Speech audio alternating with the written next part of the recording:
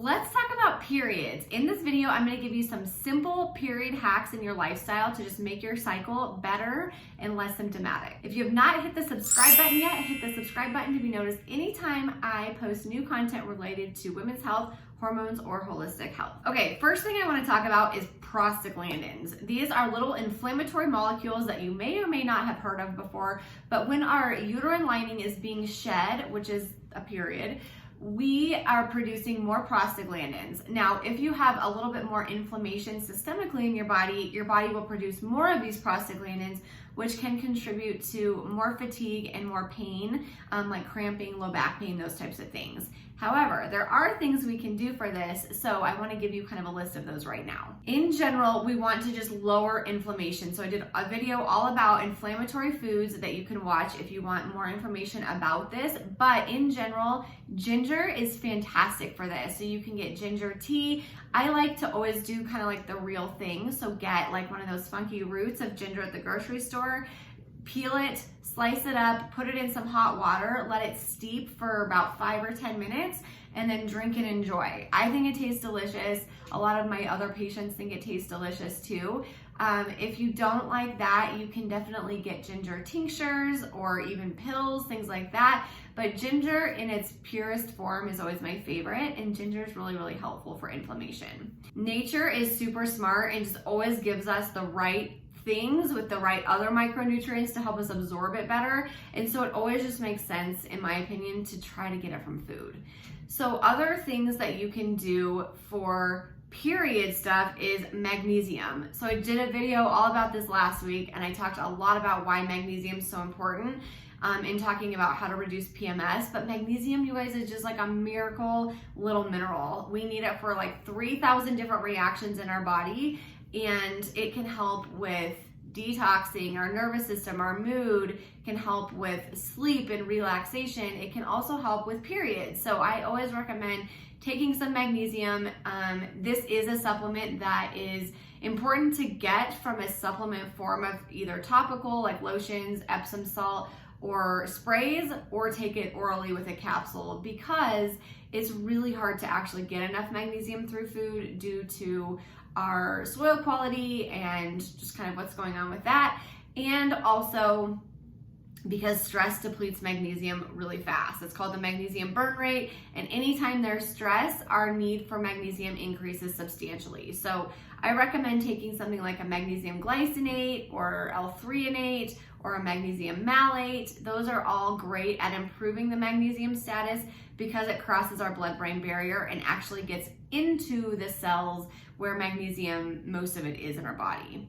So magnesium can help with obviously like muscle stuff. So if you're noticing like cramping, low back pain, or any like muscle pain, honestly, it doesn't have to be just related to your period, but we are talking about periods here. So it's a good muscle relaxant. It helps reduce all PMS symptoms. It helps with your mood, and it helps with nerves. It also helps, like I said, your liver needs magnesium to detox estrogen, which can be a root of a lot of people's period problems. So magnesium is one of my very favorite. You can start with something low. A lower dose would be something like 120 milligrams, all the way up to even something like 5 times your body weight. This is not medical advice. Please make sure this works with you. It can actually make certain blood pressure medications work better, so it can lower your blood pressure a little bit. And there might be other conditions in which you would maybe not want to take this, but make sure that you're working with somebody who can guide you in the right direction. I would start slow on magnesium supplementation if you've never done it, so that your body can slowly work up. You don't want to just start with something like 5 times your body weight. Start slow, and as tolerated, just kind of increase as needed. The next thing is B vitamins. So again, in last week's video all about 4 ways to reduce PMS, I talked about vitamin B6, which is really helpful at reducing period pain, mood stuff, irritability, cramping, all of those different things, breast tenderness. It helps with histamine intolerance too. But B vitamins in general and calcium are also just super important for period maintenance. So when we talk about calcium, it's one of our master minerals. So calcium, magnesium, sodium, and potassium are minerals that are depleted quickly through stress and that we need copious amounts of them. So that's why I always recommend like an adrenal cocktail that has a citrus juice, like orange juice, lemon juice, lime juice. Also contains like coconut water is a great source of potassium. Also contains either Redmond's real salt or 1/4 teaspoon of like white Celtic sea salt is really great. You also can buy one on Wellevate, which you guys get 20% off on Wellevate. It's an online dispensary called Jigsaw Health Adrenal Cocktail, so that's a possibility too. But you want also to get your B vitamins and calcium. So B vitamins and calcium are going to be helpful for liver detoxing and estrogen balance. It's going to be helpful for producing energy for our body, does the whole gamut of things. And so if you, again, want to take this in food form, get your animal proteins in, dairy if you can tolerate that, like good grass-fed organic dairy is a great one. Your leafy greens and veggies are great forms of calcium too. And then like I said, for B6, get your animal proteins in. The next thing is exercise. So I always give kind of the analogy of like a pond. Our body is made up a lot of water. And so if you think about like a pond that has no running water into it, it's just stagnant, it's just sitting there, it looks murky and mildewy and gunky and kind of gross. That's how our body looks if we don't move. It doesn't have to be intense exercise every day or anything like that, but we do want to just get up and move. Otherwise the lymphatic system, like the water in our body too, just gets murky and it just gets kind of gross. So you want to just get up and move, improve your blood circulation, improve your lymphatic function, all of that stuff. So some simple walking is great. It can release endorphins, which make us feel good mentally, and they're also pain relievers, and it also can minimize cramping because we're increasing blood circulation. So get up and move a little bit, even if you don't feel good, even if your PMS or period symptom is like severe fatigue or cramping or bloating and you just feel like, oh, I just can't move. Try to just go on like a slow walk or something like that. That can definitely help just kind of, again, increase that blood circulation, increase the lymphatic function, get some endorphins moving. Better yet, do it in the sunlight. That can also improve things. And exercise can be extremely helpful at just general maintenance of your period. The next thing I want to just chat about briefly is chemicals and products. So I want to preface this conversation with saying I am not a person who is against all chemicals. I don't think it's possible. I think plastics, we know, emulate estrogen, have a lot of toxic chemicals in them, things like pesticides, Teflon, like the non-stick cooking surfaces, those types of things are not great for us for sure. They have chemicals that can disrupt the endocrine system, and I'm not saying that they're good for us, but I'm also not saying that we need to be neurotic at reducing or eliminating them. Reduce them where you can. Choose stainless steel water bottles and glass water bottles and food storage containers of the same sort, or like if you're gonna pack lunches or whatever, use Ziploc baggies. Use paper ones instead. For pans, there's like the green pan, and Our Place makes a nice pan. There are non-toxic versions of this for skincare and hair care and lotions and soaps and cleaning products. Like, pick the non-toxic versions. That stuff is great. That's our easy kind of swaps in and out that you can make quickly without a lot of care or a lot of issues kind of time-wise, time management, all that stuff. If you're feeling overwhelmed by this, start with one thing. So start, if your makeup runs out, if something in your makeup case runs out, go find a non-toxic version of that. Go find your dry shampoo. Instead of using like aluminum based, go find like Living Proof is a great one that makes a non-aluminum based one. Water bottles, change to something like stainless steel instead of a plastic water bottle. Try not to microwave plastic. There are some basic things to do, but I don't want anyone to feel, I think there's a line here where people feel like they have to be perfect in this regard and get very scared of some of our daily chemicals. I want you to know from the bottom of my heart that our bodies are made to detox. Our bodies are made to get some exposure to heavy metals and different chemicals and things like that. That's why we have a lymphatic system and bowels and kidneys and sweat and all the different detox systems in our bodies. So I don't want you to be too afraid of these things, but where you can, swap them out, definitely worth it. Reusable menstrual cups or like Cora, NatraCare tampons and pads, these things are all great for like organic cotton or silicone, not plastic, those types of things. Basically the same conversation. This stuff is going really close to your cervix, and so choosing something that's not sprayed with chemicals and things like that can be helpful. Although I will say, even organic stuff is sprayed with some pesticides. So there's sort of like this misconception with organic being 100% perfect and conventional being very dirty.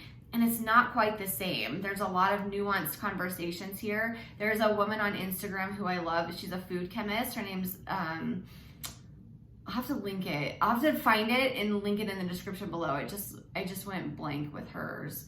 But I will find it and leave it in the description. But she really debunks a lot of these different things, and it's really, really helpful, I think, and it's kind of helped create a little bit more gray area for me instead of such all or nothing thinking. So anyways, I just wanted to kind of throw that out there for you guys too. Bloating. Progesterone is high in the second half of the cycle from ovulation. Ovulation triggers this progesterone rise. Progesterone is absolutely amazing for us, for our stress response and our thyroid and our metabolic rate and our nervous system and calming neurotransmitters, but it also can be a muscle relaxant and cause your peristalsis in your large intestine to slow down, and so there can be more constipation and bloating in the second half of your cycle. If this is you, make sure you're getting in hydration, and by hydration I mean adding in electrolytes, kind of back to the adrenal cocktail. Your calcium, sodium, potassium, magnesium is really helpful at getting actual hydration into your cells. Making sure you're eating high fiber foods like fruits and vegetables and high fiber grains. And also, if you still are having these issues, you can take some apple cider vinegar or digestive bitters before you eat. That can stimulate acids, bile, and enzymes to digest your food better. And magnesium. Magnesium always helps, even like the magnesium glycinate or L-threonate or malate still helps your bowel movements. And I always recommend my patients who have done all these other things that are still kind of feeling that feeling of constipation or bloating, just increase magnesium a little bit more again in that luteal phase. On the opposite end of the spectrum, prostaglandins can actually create a little bit more loose stools or diarrhea. So a lot of women come to me, a couple days before their period starts and kind of have those period issues in their bowels. So things like wheat, alcohol, dairy, those things can definitely cause some more inflammation for people. And so you want to focus again on anti-inflammatory foods, higher fiber foods, again, steamed vegetables. Try to go against like some of the raw cold food because that can make your digestive system have to work harder. Again, that apple cider vinegar to just kind of stimulate your digestive juices a little bit better can be helpful. But just realize that is part of the inflammatory process for a lot of people. And lastly, my very favorite thing to talk about is beef liver. And I know that sounds absolutely disgusting. Probably some of you just gagged in your mouth right now, but I take capsules of it. I am not brave enough, to be honest, to eat the real thing. If you are, I give you mad kudos. It's amazing. I am not. So I just take capsules of beef liver. I get the Allergy Research Lab one on Welevate. And beef liver is coined nature's multivitamin. So it has your vitamin A, copper, zinc, selenium, vitamin E, amino acids. It has a bunch of great micronutrients in the right forms, in a really bioavailable way. It's kind of like a nutritional powerhouse. And if you guys, we haven't really talked about vitamins and minerals that much, which I'm gonna kind of change that conversation here soon, but vitamins and minerals are like a layer deeper than hormones. They are the essence of everything our body does. They're how our entire body functions. We have to have certain vitamins and minerals to do every single thing. And so really eating like super nutrient dense foods, eating beef liver, getting in adrenal cocktails and electrolytes can be incredibly helpful at how your body functions optimally. So big fan of beef liver because it just has a big nutritional punch there. I hope this was helpful for you guys. I created a brand new course called the Period Solution, and it's all about this stuff. So there's individualized protocols for every single period symptom out there, including PCOS and high prolactin and hypothalamic amenorrhea, PMS in all of its glory, with bloating, headaches, acne, fatigue, cramping, spotting, all of those different things. There's individualized protocols in there, plus some more like generalized period maintenance stuff like this, in a really like step-by-step way. I don't want this course to be a full-time job for you. There's a TLDR version, too long didn't read version, for all of you who just want the answer. You just want to know exactly what to do to solve your period problems. Is all in there. And for those of you who love to learn and love all the information, that's also in there as well. So again, it's called the Period Solution. It's at www.allydamron.com/period. And I'm offering an introductory rate right now for $237. So get in now because the price will be going up. That is less than $20 a month for 1 year. So I'm pretty sure if you're dealing with period problems, you all would pay $20 a month to get rid of those period problems. And that's just for 1 year. So if you multiply that by, you know, another decade or two of your period, that's a really, really small amount to just get your period on track and not have to struggle through, you know, weeks at a time or a period every single month. So go check that out. I'll leave the link in the description below, but I would love for you to join me in that course and get to the bottom of your period issues. Let's change the conversation around women's health and periods to something other than birth control, hormone replacement therapy, invasive procedures, ignoring it, gaslighting women and telling them it's all normal and they can't do anything about it. I'm here to change the conversation, and I would love for you to join me. I will be back soon, and if you haven't hit the subscribe button yet, go ahead and hit that to be notified anytime I post new content related to women's health, hormones, and holistic health.